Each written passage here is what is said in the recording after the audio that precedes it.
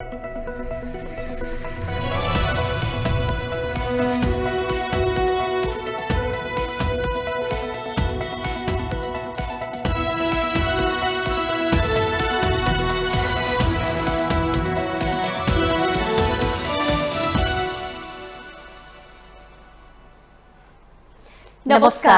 Mountain समाचारमा स्वागत छ। म बिन्दु अधिकारी र म उषा काफ्ले। सुरुमा मुख्य समाचार।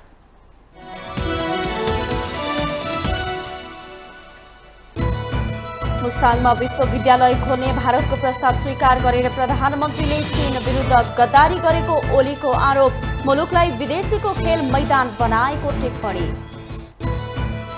आगामी बिहीबार हुने राष्ट्रपति चुनावका लागि उम्मेद्वारको तस्बिर सहितको मतपत्र तयार।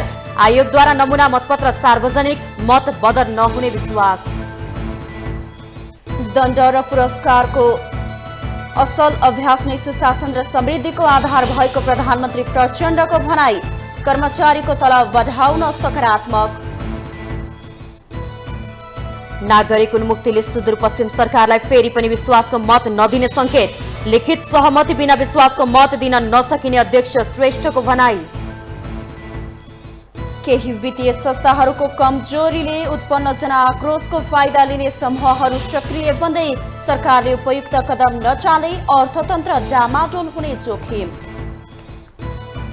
चिनिया राष्ट्रिय जनकंग्रेसको अधिवेशन सुरु हुँदै सरकारका उच्च पदहरूमा व्यापक फेरबदल हुने।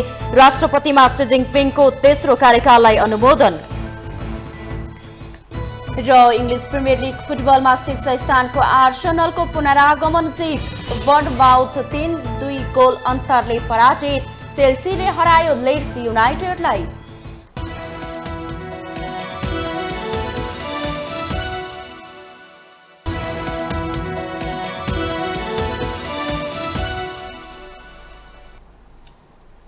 अब समाचार विस्तारमा।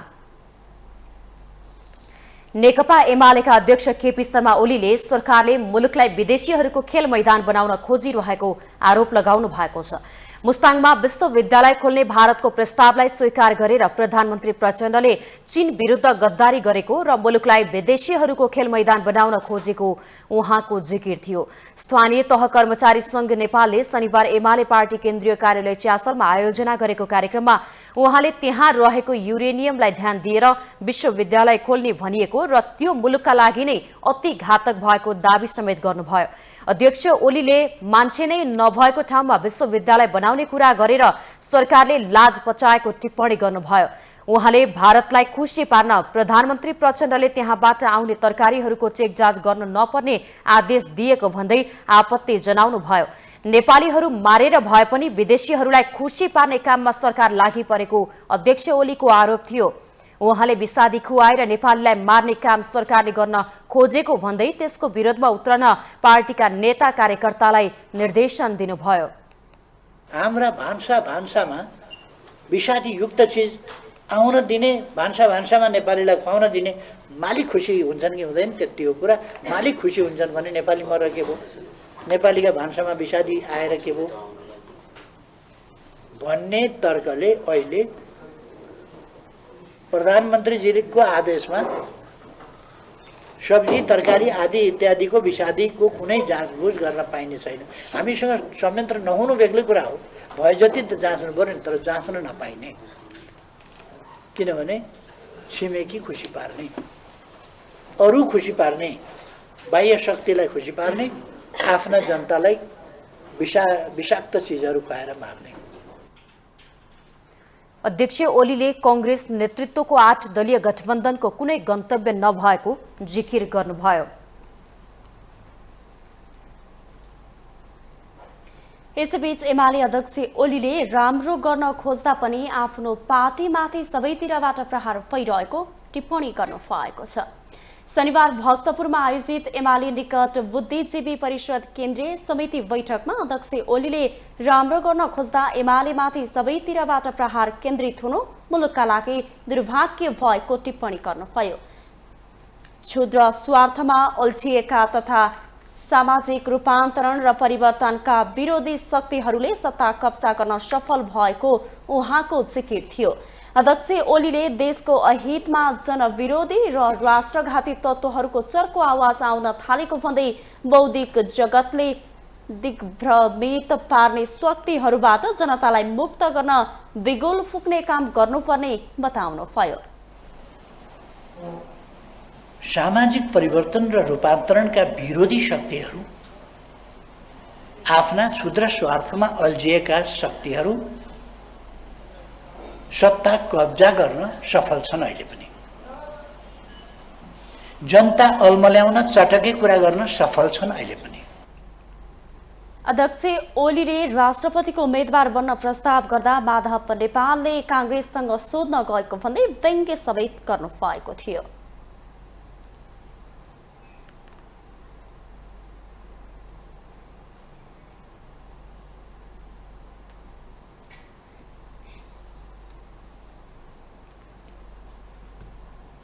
आगामी बिहिबार हुने राष्ट्रपति निर्वाचनका लागि निर्वाचन आयोगले उम्मेद्वारको तस्बिर सहितको मतपत्र तयार गरेको छ। निर्वाचन आयोगका सहायक प्रवक्ता ऋषिराम भुसालले नेपालको राष्ट्रपति निर्वाचनमा पहिलो पटक यस्तो अभ्यास गरिएको जानकारी दिनुभयो। मतदान प्रयोजनका लागि तयार गरिएका नमूना मतपत्र निर्वाचन आयोगले आफ्नो वेबसाइट मार्फत सार्वजनिक गरेको छ। आयोगले 334 जना संघीय सांसद र 550 जना प्रदेशसभा सदस्यका लागि छुट्टा छुट्टै मतपत्र तयार गरेको हो। राष्ट्रपति निर्वाचनमा 882 मतदाता छन्। प्रतिनिधि सभाको चितवन क्षेत्र नम्बर 2 रिक्त रहेको र मनाङका सांसद टेक बहादुर गुरुङ भ्रष्टाचार प्रकरणमा निलम्बनमा रहेका कारण 2 जना मतदाता कम हुनेछन्। निर्वाचन आयोगले 332 जना संघीय सांसदको मात्रै मतदाता नामावलीमा नाम प्रकाशित गरेको छ। प्रदेशका भने 550 जनाकै नाम मतदाता सूचीमा प्रकाशित भएको छ। संघ र प्रदेशका सांसदको मतभार फरक हुने भएकाले छुट्टा छुट्टै मतपत्र तयार गरिएको आयोगले जनाएको छ। संघीय संसद अन्तर्गतका राष्ट्रिय सभा र प्रतिनिधि सभा सदस्यहरूले मतदान गर्ने मतपत्र सेतो पृष्ठभूमिमा गुलाबी रङको छ भने प्रदेशसभा सदस्यले मतदान गर्ने मतपत्र सेतो पृष्ठभूमिमा हरियो रङले छापिएको छ। पहिलो कोठामा नेपाली कांग्रेस सहितको गठबन्धनले अघि सारेका नेता रामचन्द्र पौडेलको नाम सहितको मतपत्र र दोस्रो कोठामा नेकपा एमाले अघि सारेका सुभाष चन्द्र नेमुवाङको नामसँगै तस्बिर पनि हुनेछ। निर्वाचन आयोगले मतपत्रमा उम्मेद्वारहरूको तस्बिर राख्नुको उद्देश्य कम मत बदल गर्ने उद्देश्य पनि एक भएको बताएको छ। राष्ट्रपतिको निर्वाचनमा अरू चुनाव जस्तो पार्टीको चिन्ह हुँदैन। 2 जना मात्रै उम्मेद्वार भएका कारण मतपत्रमा ठाउँ पनि रहने भएकाले मतपत्र पनि आकर्षक देखिएको छ। नयाँ राष्ट्रपति चयनका लागि मतदान गर्न फागुन 25 गते बिहान 10 बजेदेखि 3 बजेसम्मको समय तोकिएको छ।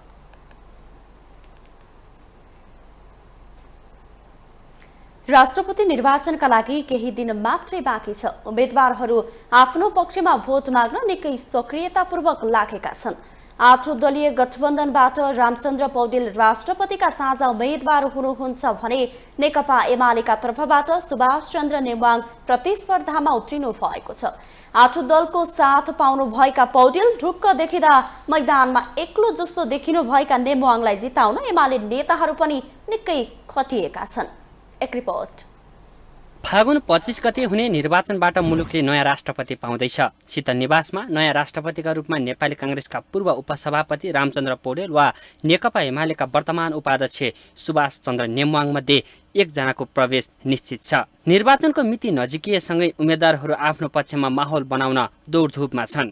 8 दलीय गठबन्धनबाट पौडेल राष्ट्रपतिका साझा उम्मेद्वार हुनुहुन्छ भने एमालेका तर्फबाट सुभाष नेमुवाङ प्रतिस्पर्धामा उत्रिनु भएको छ। 8 दलको साथ पाउनु भएका पौडेल ढुक्क जस्तै देखिँदा एक्लै मैदानमा उत्रिएको एमाले नेमुवाङलाई जिताउन पार्टीका कार्यालय धाइरहेको छ। राजनीतिक दलहरूका शीर्ष नेताहरूलाई भेटेर भोट मागिरहँदा एमाले उनीहरूले मत दिनेमा आशावादी देखिन्छ। तर राजनीतिक समीकरणको फेरबदल हेर्दा कांग्रेसको उम्मेद्वार नै बलिया देखिन्छन्। अहिले नेपाली कांग्रेस ठुलो पार्टी भएको हुनाले सत्तामा जाने पक्कै पनि चाहना र इच्छा राखेको हुन्छ। त्यही पनि हामी सत्तामा गएको थिएनौँ। परिस्थिति त्यस्तै आयो कि अहिले हामीले गठबन्धनमा बसेर अगाडि बढिराखेको छ। त्यो नेपाली कांग्रेस सत्ताका लागि होइन, विकास र समृद्धिका लागि अगाडि बढ्ने पार्टी हो। राष्ट्रपतिसँग कार्यकारी अधिकार हुँदैन। तर दलहरूले कार्यकारी पदाधिकारीकै चुनावको झल्को दिने गरी प्रचार प्रसारमा व्यस्त छन्। उम्मेद्वारहरूलाई नै राखेर सम्मेलन गर्ने, पार्टी कार्यालयमा मत माग्न जाने तथा पार्टी र सांसदहरूलाई एकाएक गरी पत्राचार गर्ने लगायतका शैली दलहरूले अपनाएका छन्। केही दिन अघि पौडेललाई राष्ट्रपतिमा जिताउन 8 दलले प्रशिक्षण कार्यक्रम नै गर्यो। त्यति मात्र होइन, 8 दलीय गठबन्धनले 7 प्रदेशमा काङ्ग्रेसका पदाधिकारीलाई जिम्मेवार नै तोकेर पठाएको छ। मतभार कमजोर रहे पनि राष्ट्रपति जित हासिल गर्ने रणनीतिमा एमाले लागेको छ। राष्ट्रपतिका उम्मेद्वार नेमाङलाई सँगै लिएर एमालेका नेताहरूले विभिन्न दलका नेताहरूसँगको भेटवार्तालाई तीव्रता दिएका छन्। तर गठबन्धन एकजुट हुँदा नेमाङलाई सहज भने देखिँदैन। हिजोको समीकरण जसरी प्राकृतिक समीकरणमा आउनुभएको थियो नेकपा एमालेसँग, उहाँले अहिले प्राकृतिक समीकरणलाई चाहिँ तोडेर जसरी जान खोजिरहनु भएको छ त्यो चाहिँ जानुभयो कि भएन भने त हामी राष्ट्रपतिको चुनाव पछाडि नै यसलाई विश्लेषण गरौँला।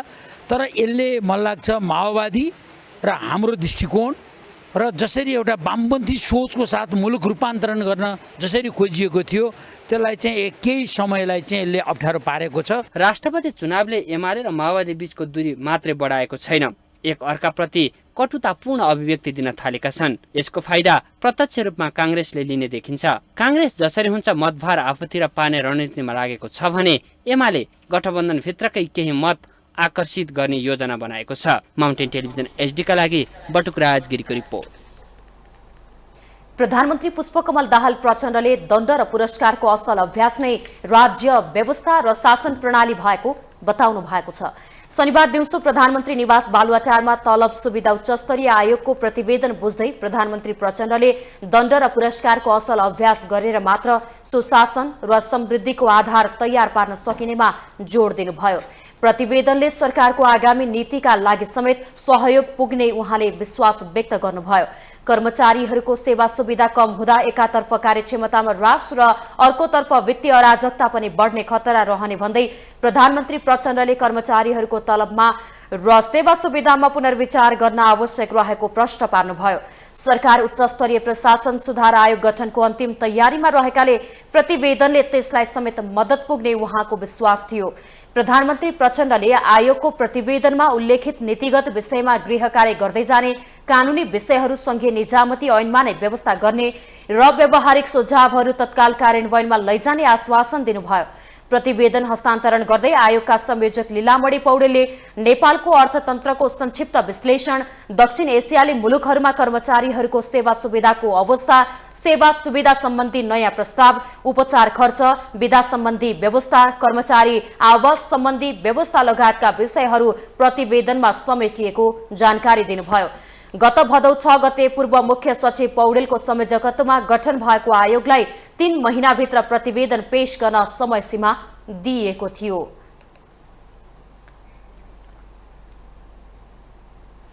नागरिक उन्मुक्ति पार्टीले फेरि पनि सुदूरपश्चिम प्रदेश सरकारलाई विश्वासको मत नदिने संकेत गरेको छ। यसअघि सरकारलाई समर्थन गरेर पनि नागरिक उन्मुक्ति पार्टीले नै विश्वासको मत नदिँदा एमाले नेतृत्वको प्रदेश सरकार ढलेपछि प्रदेशसभाको सबैभन्दा ठूलो दलको हैसियतले नेपाली काङ्ग्रेस संसदीय दलका नेता कमल बहादुर शाह गत माघ 26 गते मुख्यमन्त्री बन्नु भएको थियो। मुख्यमन्त्री बनेको 30 दिनभित्र विश्वासको मत लिनुपर्ने संवैधानिक व्यवस्था अनुसार उहाँले आइतबार विश्वासको मत लिँदै हुनुहुन्छ। तर काङ्ग्रेस सहितको 8 दलीय नयाँ गठबन्धनमा रहेको नागरिक उन्मुक्ति पार्टीले यसपटक पनि आफ्नो अडान नछाड्ने भएको हो। मुख्यमन्त्री शाहले विश्वासको मत लिनु अघिको दिन नागरिक उन्मुक्तिकी अध्यक्ष रञ्जिता श्रेष्ठ चौधरीले टिकापुर घटनामा दोषी ठहर भई जेल सजाय भोगिरहेका आफ्ना पति रेशम चौधरीलाई रिहा गर्ने लिखित सहमति नभएसम्म विश्वासको मत नदिँदै बताउनु भएको हो। सन्दर्भ नखुलाई उहाँले शनिबार सामाजिक सञ्जाल मार्फत दलीय सहमतिको लिखित हस्ताक्षर बिना विश्वासको मत दिन नसकिने प्रश्न पार्नु भएको छ। काङ्ग्रेस नेतृत्वको गठबन्धनमा माओवादी केन्द्र, एकीकृत समाजवादी, लोसपा, जसपा, जनमत पार्टी, नागरिक उन्मुक्ति र राष्ट्रिय जनमोर्चा छन्। तर उन्मुक्तिले विश्वासको मत नदिए पनि नयाँ गठबन्धनमा आबद्ध अन्य दलले मुख्यमन्त्री शाहलाई साथ दिएमा सुदूरपश्चिम सरकार चोकिनेछ।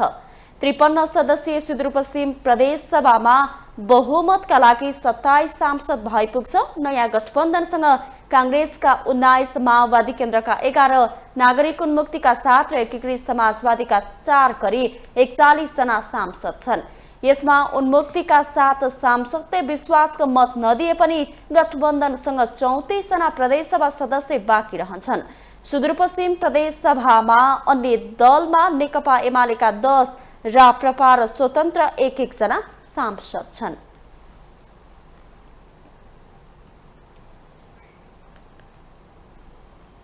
माउन्टेन समाचारमा पालो भएको छ ब्रेकको।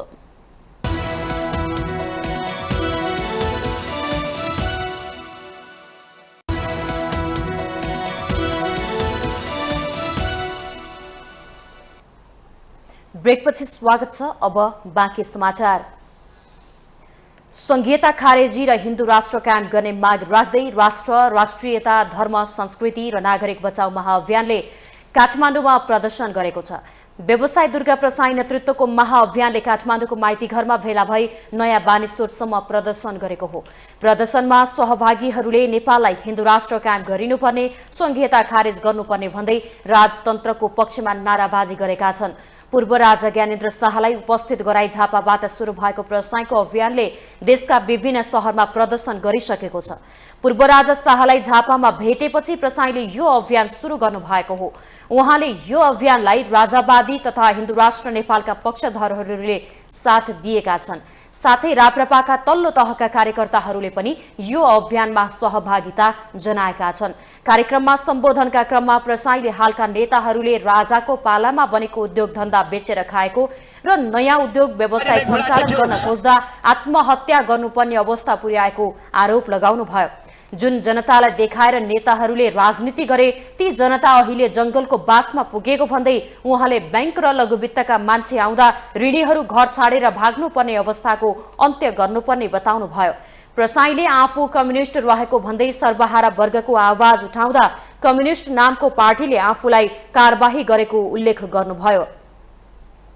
उहाँले लघुवित्त र बैंकहरूलाई चेतावनी समेत दिँदै ती संस्थाहरू विरुद्ध आन्दोलन अघि बढाउँदै लैजाने बताउनुभयो।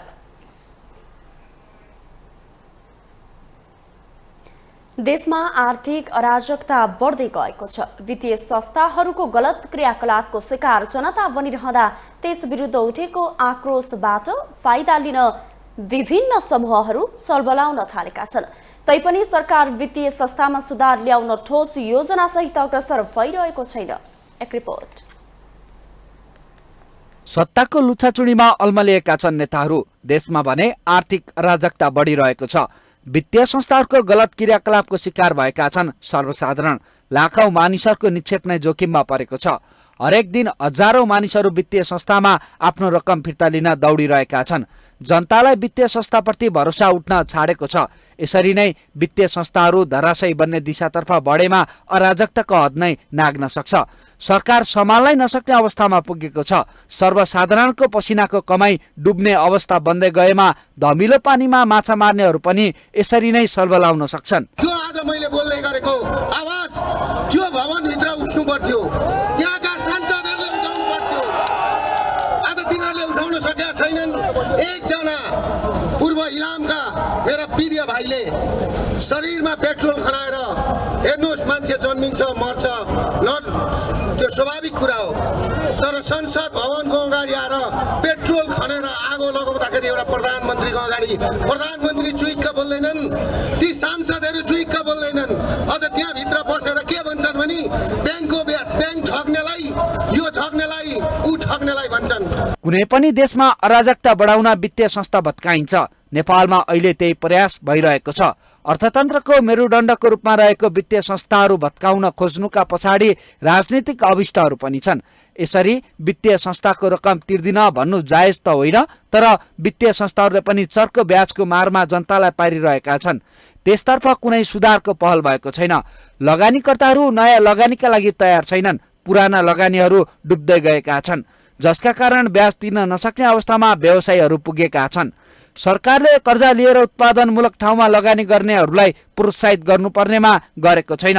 बरु ब्याज बढाउँदै लाने वित्तीय संस्थाकै पृष्ठपोषण गरेको छ।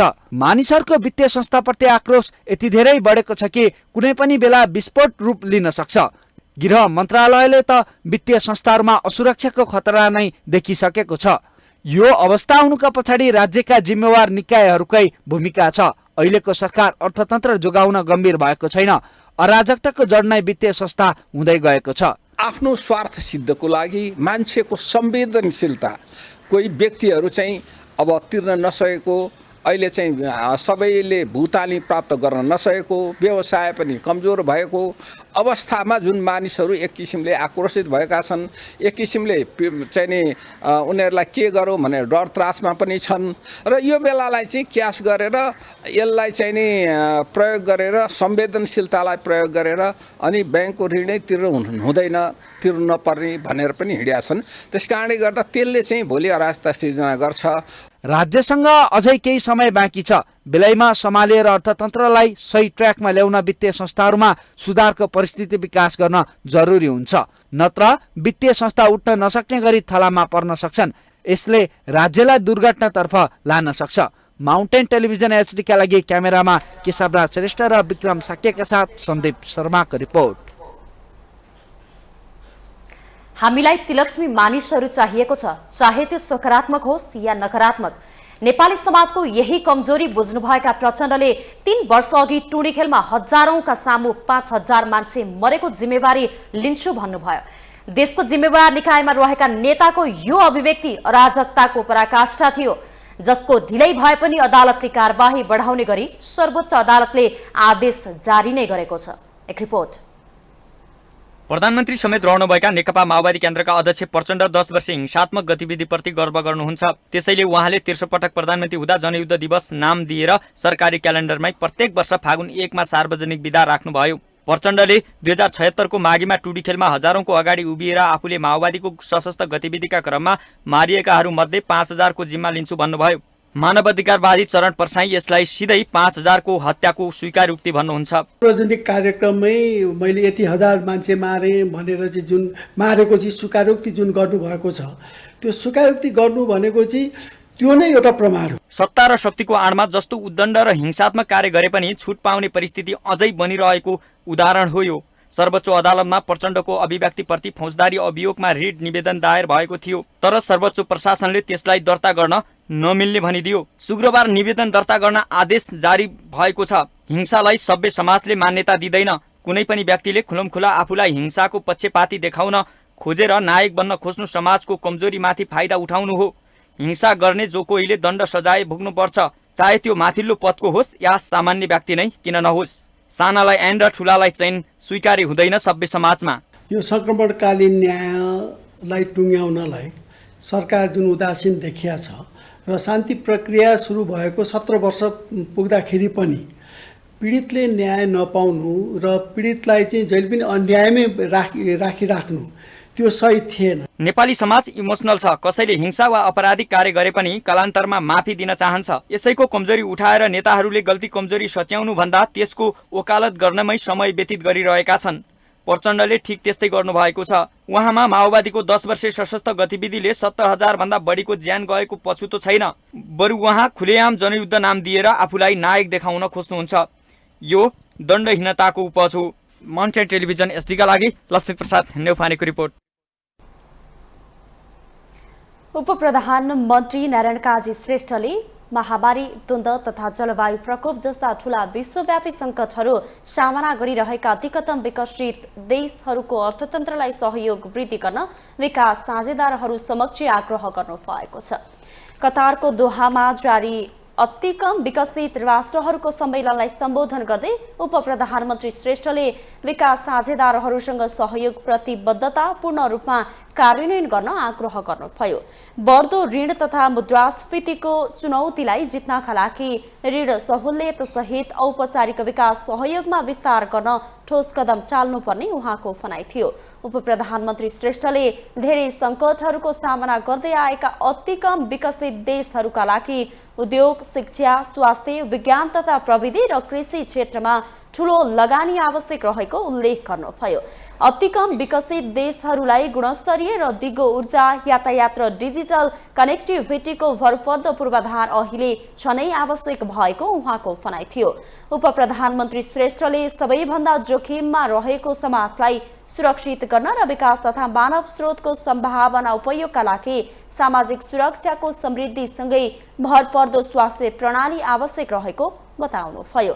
यस्तै विश्वव्यापीकरणको सिर्जना गरेको विकासको प्रतिफलबाट दशकौंदेखि अति कम विकसित देशहरूलाई वञ्चित गराउँदै आएको पनि उहाँको गुनासो थियो।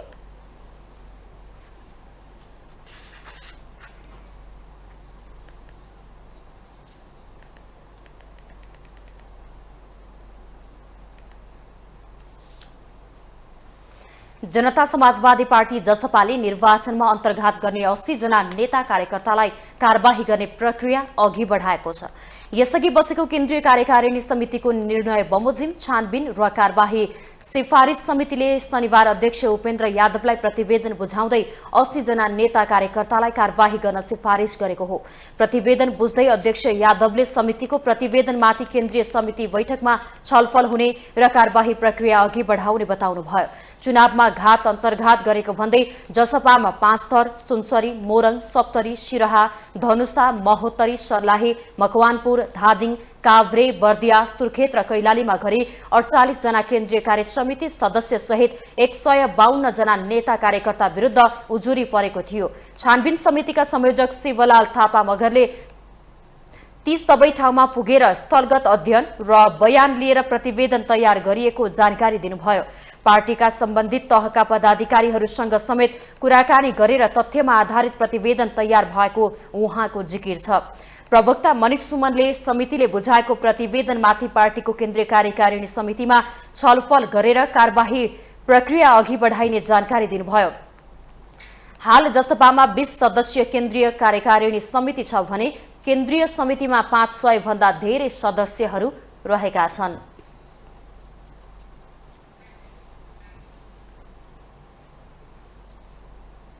माउन्टेन समाचारमा पालो भएको छ अर्को ब्रेकको।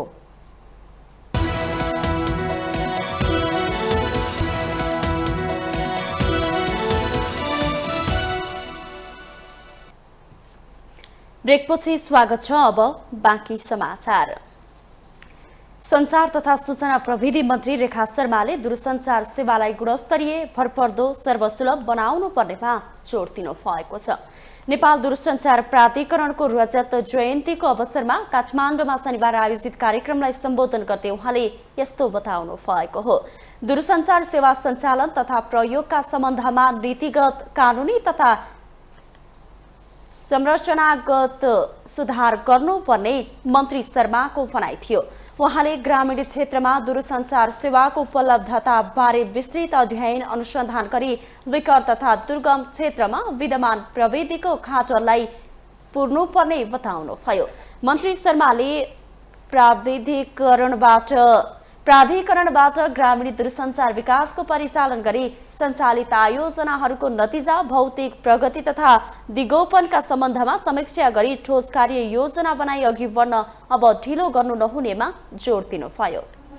ग्रामीण क्षेत्रमा दूरसञ्चार सेवाको उपलब्धता के कति पुगेको छ, यसको गहिरो अध्ययन गरी विकट तथा दुर्गम क्षेत्रमा विद्यमान डिजिटल डिभाइडलाई सम्बोधन गर्नुपर्ने आवश्यकता छ। प्राधिकरणबाट ग्रामीण दूरसञ्चार विकास कोषको परिचालन गरी सञ्चालित आयोजनाहरूको नतिजा, भौतिक प्रगति तथा दिगोपनका सम्बन्धमा समीक्षा गरी ठोस कार्ययोजना बनाएर अघि बढ्न अब ढिलाइ गर्नु हुँदैन। मन्त्री शर्माले साइबर सुरक्षा, गोपनीयता सुरक्षा र तथ्याङ्क सुरक्षा कायम गर्न आवश्यक नीतिगत र कानुनी कार्य सरकारले पहिलो प्राथमिकतामा राखेको जानकारी दिनुभयो। उहाँले दूरसञ्चार पूर्वाधारमा भइरहेको अनावश्यक दोहोरो लगानीलाई न्यून गरी दूरसञ्चार सेवा सस्तो बनाउनु पर्ने बताउनुभयो। र सूचना तथा प्रविधि मार्फत नेपाली जनताको गुणस्तरीय जीवन यापनमा महत्त्वपूर्ण टेवा पुर्याउन, डिजिटल नेपालको अवधारणालाई मूर्त रूप दिन र समग्रमा आर्थिक सामाजिक रूपान्तरण मार्फत समुन्नत नेपाल, खुसी नेपालीको नारालाई व्यवहारत प्राप्ति गर्न सरकारवालाहरूसँग आवश्यक समन्वय गरी अघि बढ्न म प्राधिकरणलाई विशेष आग्रह गर्न चाहन्छु। उहाँले कतिपय कामहरू कानुनको प्रावधानका कारण सम्पन्न हुन नसकेको भन्दै नियामक निकाय र सेवा प्रदायक संस्थाहरू पनि सेवाग्राहीसँग गम्भीर बन्न जरुरी रहेको प्रश्न पार्नुभयो।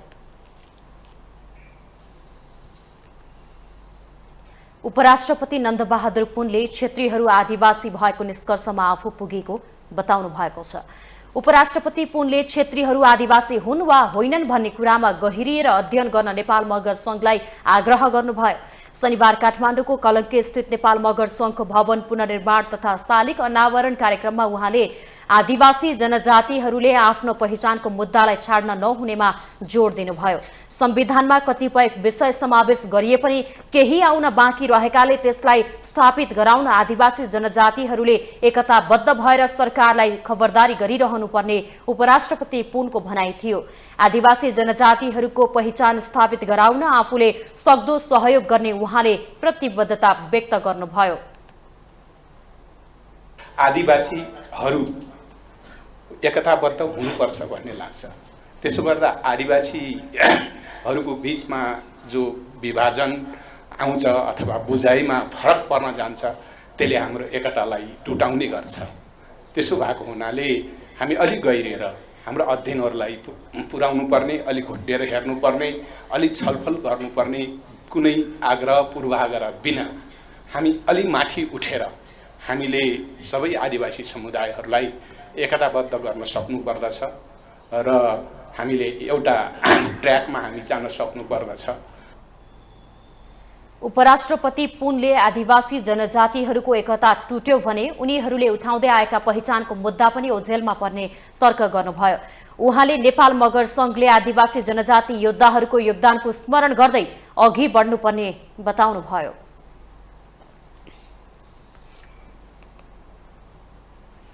नेकपा एकीकृत समाजवादीका अध्यक्ष माधव कुमार नेपालका भाइ सरोज कुमार उपाध्यायको शङ्खमूल स्थित एक कफी सपको छतबाट खसेर मृत्यु भएको छ। पेसाले इन्जिनियर सरोज नेकपा यसको केन्द्रीय सदस्य समेत हुनुहुन्थ्यो। कफी सपको छतबाट खसेपछि उहाँलाई उपचारका लागि सिभिल अस्पतालमा लगिएको थियो। त्यसपछि थप उपचारका लागि माइती घर स्थित न्युरो अस्पतालमा पुर्याइएको थियो। न्युरो अस्पतालमा उहाँको उपचारकै क्रममा मृत्यु भएको माधव नेपालको सचिवालय सदस्य मोहन गौतमले जानकारी दिनुभयो।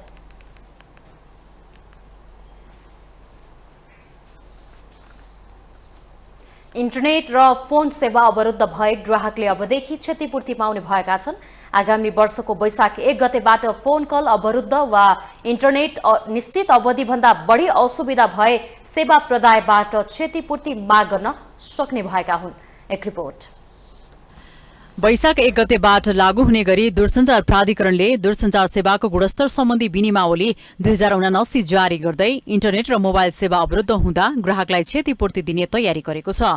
फोन नलाग्ने, आफै काटिने, इन्टरनेट डाउनलोड र स्पिड तोके भन्दा कम भएमा टेलिकम कम्पनी वा इन्टरनेट सेवा प्रदायकले क्षतिपूर्ति दिनुपर्ने प्राधिकरणको विनियमावलीमा उल्लेख छ। विनियमावली अनुसार इन्टरनेट डाउनलोड वा अपलोड हुने दर 80% भन्दा बढी हुनुपर्ने, 4G को प्रयोगकर्ताको डाउनलोड 15 MBps, अपलोड 7.5 MBps छ। यसै 3G प्रयोगकर्ता डाउनलोड 3 MBps र अपलोड 1.5 MBps हुनुपर्छ। विनियमावलीमा तोके भन्दा बढी समय नेटवर्क नचलेर सेवा प्रदान गर्न नसकेको अवस्थामा सम्बन्धित ग्राहकले आफूलाई परेको सुविधा बापत सेवा प्रदायकबाट क्षतिपूर्ति माग दावी गरेमा पाउने भनिएको छ। अन्तर्राष्ट्रिय मापदण्ड अनुरूप अवस्था स्तर उन्नति गर्नका लागि ग्राहकलाई गुणस्तरीय सेवा प्रवाह गर्ने हेतुले विनियमावली ल्याइएको प्राधिकरणले जनाएको छ। यसमा निर्देशन पनि दिने काम गर्छ र ऐन कानुन आइसकेपछि यो ऐन कानुन थाहा छैन भनेर सेवा प्रदायकले भन्नु पाउँदैन। त्यो नेपालमा जुन जुन दूरसञ्चार सेवा सम्बन्धी ऐन नियमहरू आएको हुन्छ त्यो ऐन नियमको जानकारीहरू राखिराख्नु सेवा प्रदायकको पनि कर्तव्य हुन्छ र प्राधिकरणले पनि थप उनीहरूलाई चाहिँ जानकारी गराउँछ। मोबाइल डेटा भोइस प्याकेज सेवा खरिद गरेको तर उक्त प्याकेजको अवधिमा सेवा प्रदायकको नेटवर्कमा डाउन भएमा क्षतिपूर्ति पाउनेछन्।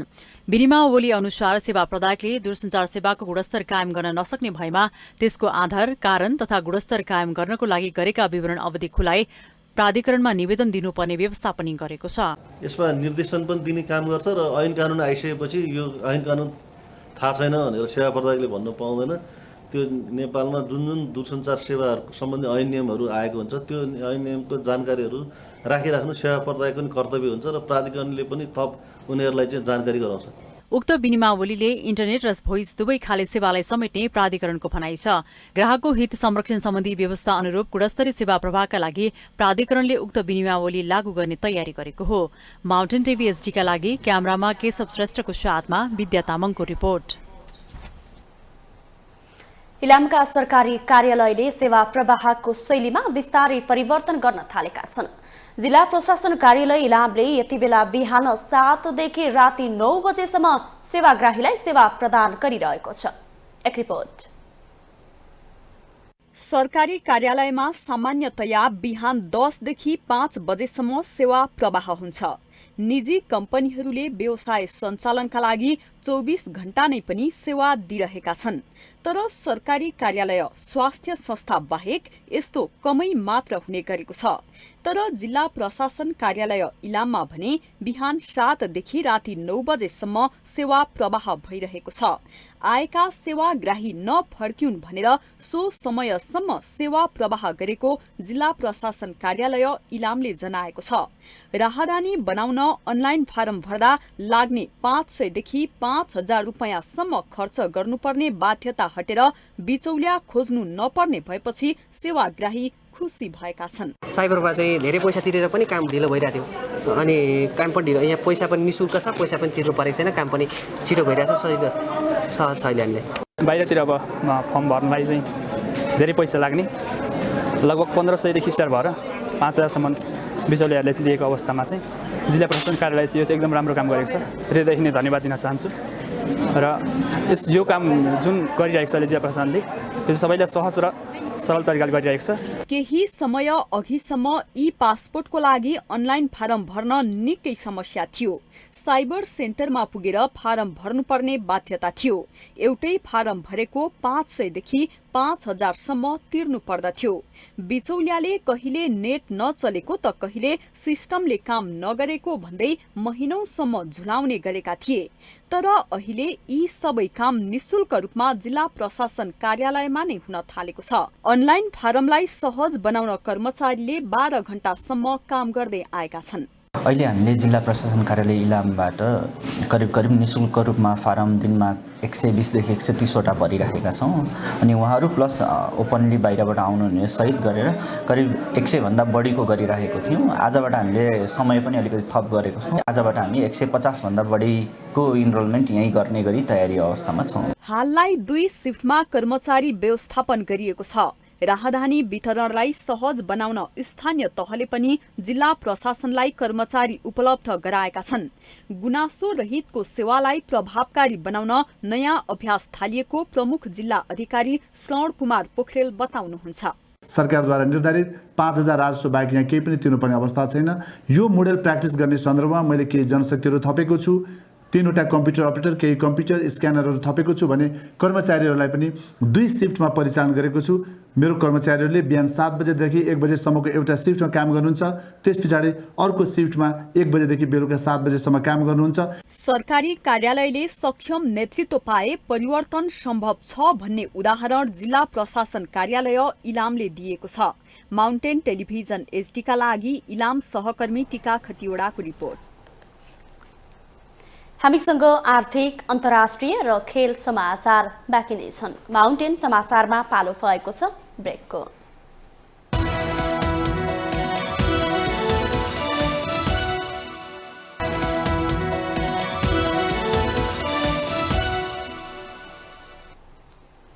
ब्रेकपछि स्वागत छ। अब आर्थिक समाचार।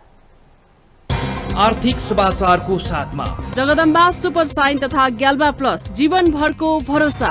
प्रस्तुत छ रिद्धि सिद्धि सिमेन्ट, गुणस्तरको नयाँ स्तर।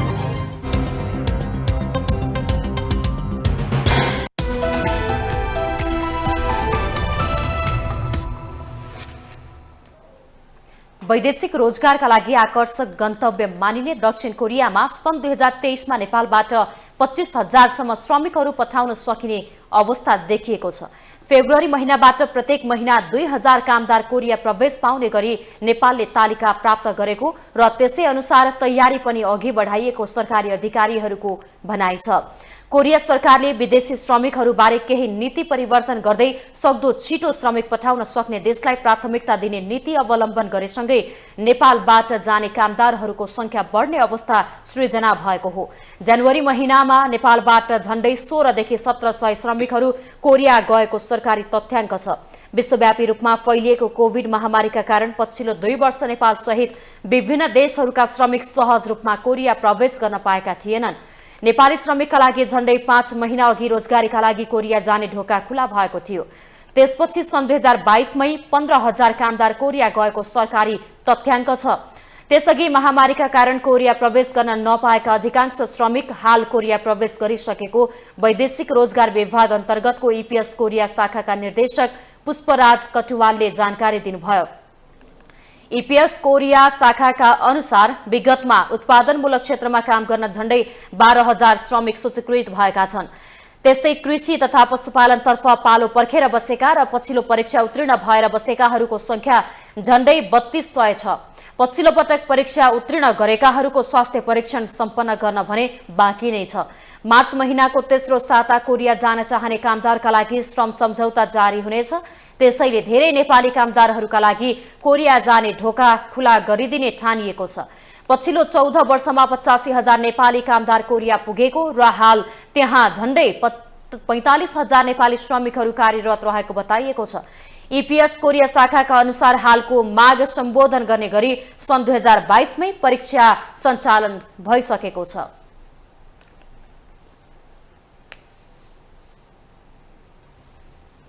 अब अन्तर्राष्ट्रिय समाचार।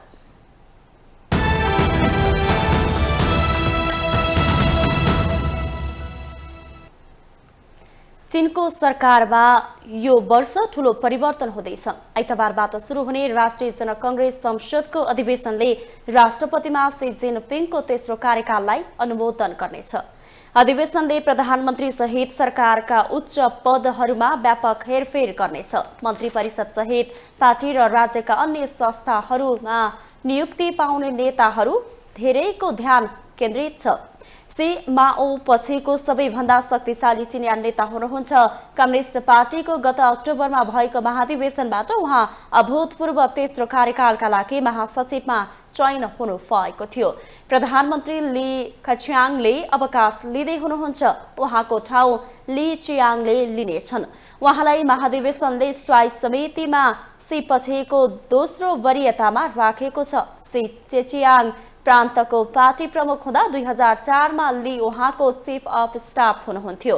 अधिवेशनले चीनको यो वर्षको आर्थिक लक्ष्य पनि तय गर्नेछ। आर्थिक नीति हेर्ने जिम्मेवारी सहित हे लिफेङ उप प्रधानमन्त्री हुने चर्चा छ। मुलुकको अर्थतन्त्र र प्रविधि क्षेत्र हेर्ने तथा राष्ट्रिय सुरक्षा मामिला हेर्ने टोली पनि परिवर्तन हुँदैछ। शनिबार नै चीनको राजनीतिक सल्लाहकार समिति चाइनिज पिपुल्स पोलिटिकल कन्सल्टेटिभ कन्फरेन्सको अधिवेशन सुरु भइसकेको छ। वार्षिक रूपमा हुने यी दुई अधिवेशनलाई 2 सत्र भन्ने गरिन्छ।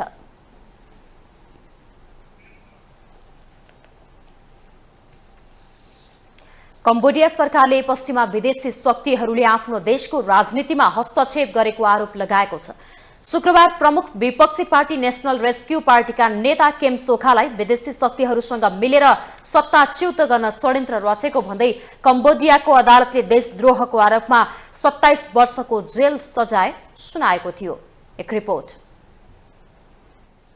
सोखालाई जेल सजाय सुनाएसँगै विदेशी कूटनीतिज्ञहरूले प्रधानमन्त्री हुनसेनको आलोचना गरिरहेका बेला कम्बोडिया सरकारले भने पश्चिमा देशहरूले आफ्नो सार्वभौमिकतामाथि हस्तक्षेप गरेको आरोप लगाएको छ।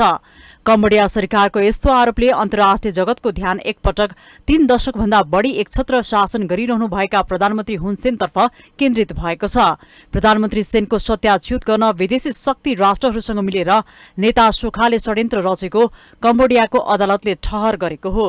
सर्वोच्च अदालत कम्बोडिया सरकारको नियन्त्रणमा रहेको भन्दै अन्तर्राष्ट्रिय जगतमा आलोचना भइरहेका बेला प्रधानमन्त्री सेनले भने पश्चिमा देशहरूले सोखासँग मिलेर षड्यन्त्र रचेको आरोप लगाउनु भएको छ। प्रधानमन्त्री सेनको तर्कले पश्चिमा मुलुकलाई थप चिड्याउने देखिएको छ।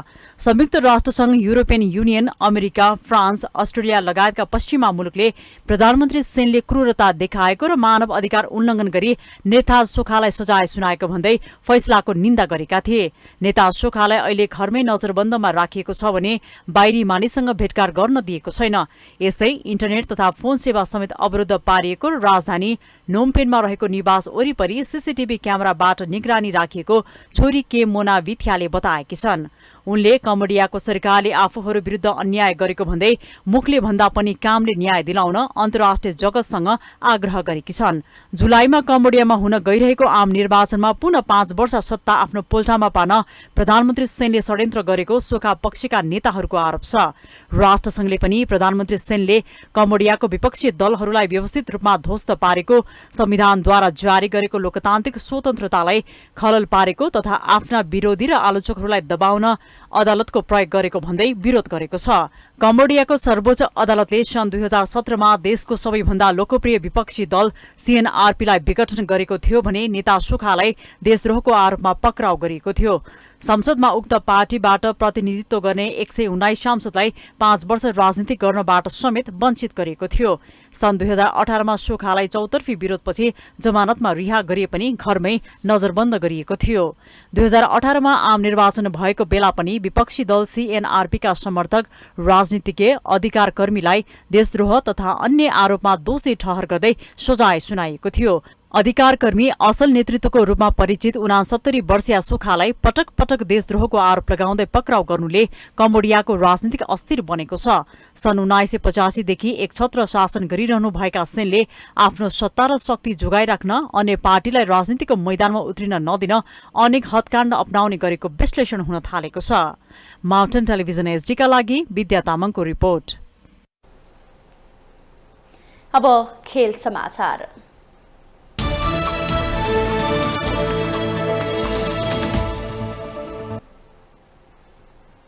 इङ्ग्लिस प्रिमियर लिग फुटबलमा शीर्ष स्थानको आर्सेनलले पुनरागमन जित निकालेको छ। शनिबार राति भएको खेलमा आर्सेनलले बर्नमाउथलाई 3-2 गोल अन्तरले हराएको हो।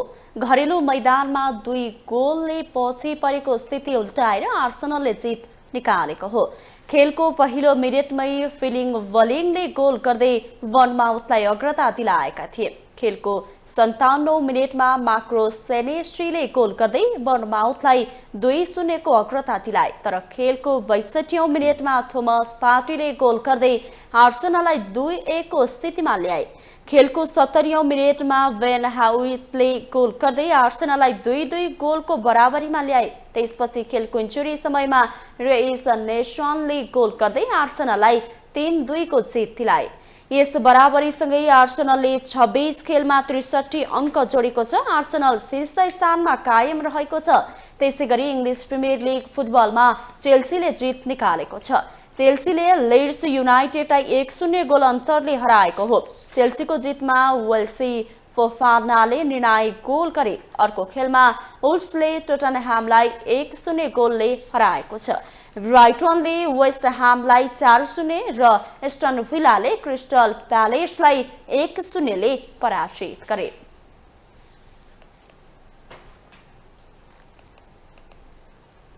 विभागीय टोली एपीएफ क्लबले शहीद स्मारक ए डिभिजन लिग फुटबलमा विजयी सुरुवात गरेको छ। त्रिपुरेश्वर स्थित दशरथ रङ्गशालामा शनिबार 3 स्टार क्लबलाई 2-0 गोल अन्तरले हराउँदै एपीएफले सुखद सुरुवात गरेको हो। एपीएफको जितमा मणिकुमार लामा र अर्मान्ड बेडोमले 1-1 गोल गरे। खेलको 72औं मिनेटमा मणिले फ्रीकिक मार्फत गोल गर्दै एपीएफलाई सुरुवाती अग्रता दिलाएका थिए। त्यसपछि खेलको 86औं मिनेटमा अर्मान्डले गोल गर्दै एपीएफलाई 2-0 को जित दिलाए। जितसँगै एपीएफले पहिलो खेलमा 3 अङ्क जोडेको छ। त्यस्तै शनिबार नै च्यासल रङ्गशालामा भएको खेलमा नवप्रवेशी क्लब चर्च बोइज युनाइटेडले पनि विजयी सुरुवात गरेको छ। च्यासल मैदानमा शनिबार भएको डेब्यू खेलमा चर्चले नेपाल पुलिस क्लबलाई 2-1 गोल अन्तरले पराजित गरेको हो। चर्चको जितमा आशिष चौधरी र फ्राङ्कलिन कुइटे टलाले 1-1 गोल गरे। पुलिसका रवि पासवानले एक गोल फर्काए। खेलको 14औं मिनेटमा रविले गोल गर्दै पुलिसलाई सुरुवाती अग्रता लिए पनि त्यसलाई बचाउन नसक्दा हार बेहोर्न बाध्य भयो। पहिलो हाफको इन्जुरी समयमा आशिषले गोल गर्दै चर्चलाई 1-1 गोलको बराबरीमा ल्याएका थिए। त्यसपछि खेलको 70औं मिनेटमा फ्राङ्कलिनले पेनल्टीमा गोल गर्दै चर्चलाई 2-1 को जित दिलाए। जितसँगै चर्चले पहिलो खेलमै 3 अङ्क जोडेको छ। उता कीर्तिमानी 8 पटकको च्याम्पियन मनाङ वर्स्याङदी क्लब आफ्नो पहिलो खेलमा बराबरीमा रोकिएको छ। त्रिपुरेश्वर स्थित दशरथ रङ्गशालामा शनिबार भएको खेलमा मनाङले हिमालयन शेर्पा क्लबसँग 1-1 गोलको बराबरी खेलेको हो।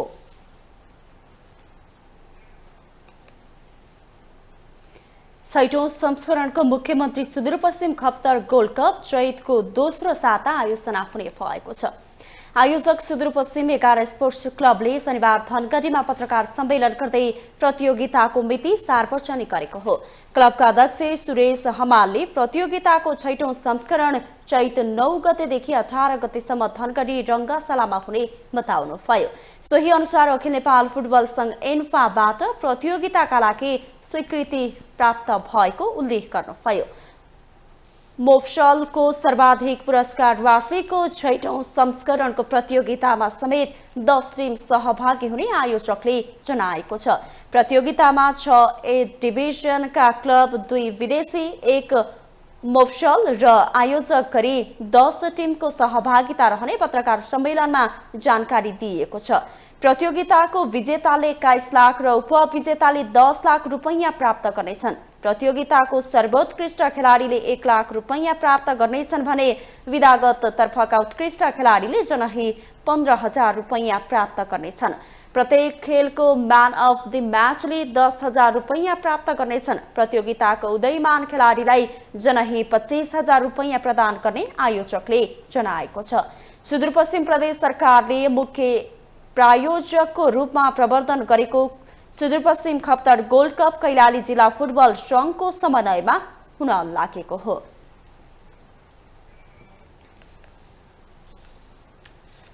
शहीद स्मारक ए डिभिजन लिगका लागि सङ्कटा क्लबले China Trade Link Private Limited युक्यान ब्रान्डसँग खेल सामग्री प्रायोजन सम्झौता गरेको छ। क्लबले शनिबार पत्रकार सम्मेलन गर्दै युक्यानसँग 1 वर्षका लागि सो सम्झौता गरेको हो। सम्झौता अनुसार चाइना ट्रेड लिङ्क प्राइभेट लिमिटेडले क्लबलाई करिब 7 लाख बराबरको खेल सामग्री प्रदान गर्ने बताइएको छ। सम्झौता पत्रमा क्लबका अध्यक्ष इन्द्रमान तुलाधार र चाइना ट्रेड लिङ्क प्राइभेट लिमिटेडका प्रबन्ध निर्देशक राजन महर्जनले हस्ताक्षर गरे। क्लबले शनिबार नै नील डेभिड युनिसेक्स सलुनसँग स्टाइलिङ पार्टनरको रूपमा सम्झौता पनि गरेको छ। यो लिग अवधिभर रहने क्लबले जनाएको छ। क्लबले यो सिजनका लागि 2 करोड 40 लाख रुपैयाँ खर्च गर्ने योजना बनाएको छ।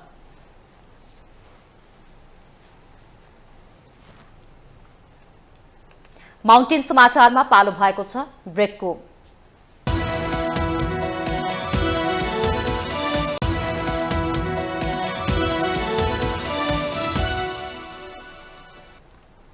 ब्रेकपछि स्वागत छ। यससँगै हामी माउन्टेन समाचारको अन्त्यमा आइपुगेका छौं। जाँदा जाँदै अहिलेसम्मका मुख्य समाचार पुनः एकपटक।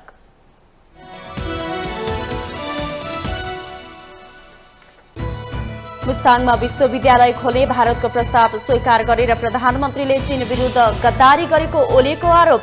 मुलुकलाई विदेशीको खेल मैदान बनाएको टिप्पणी।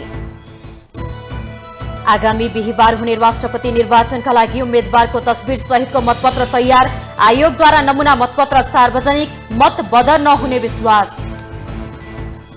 दण्ड र पुरस्कारको असल अभ्यास नै सुशासन र समृद्धिको आधार भएको प्रधानमन्त्री प्रचण्डको भनाई। कर्मचारीको तलब बढाउन सकारात्मक।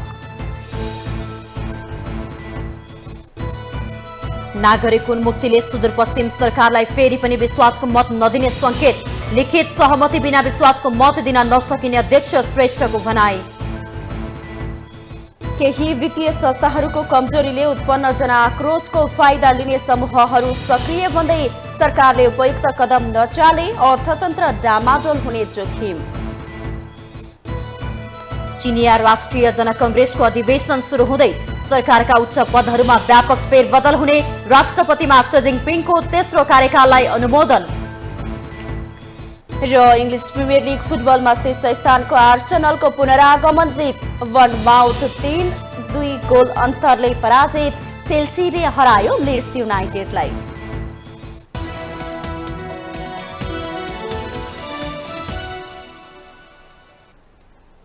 माउन्टेन समाचार अहिलेलाई सकियो। सत्य, तथ्य र निष्पक्ष समाचारका लागि माउन्टेन टेलिभिजन HD हेर्दै रहनुहोला। नमस्कार।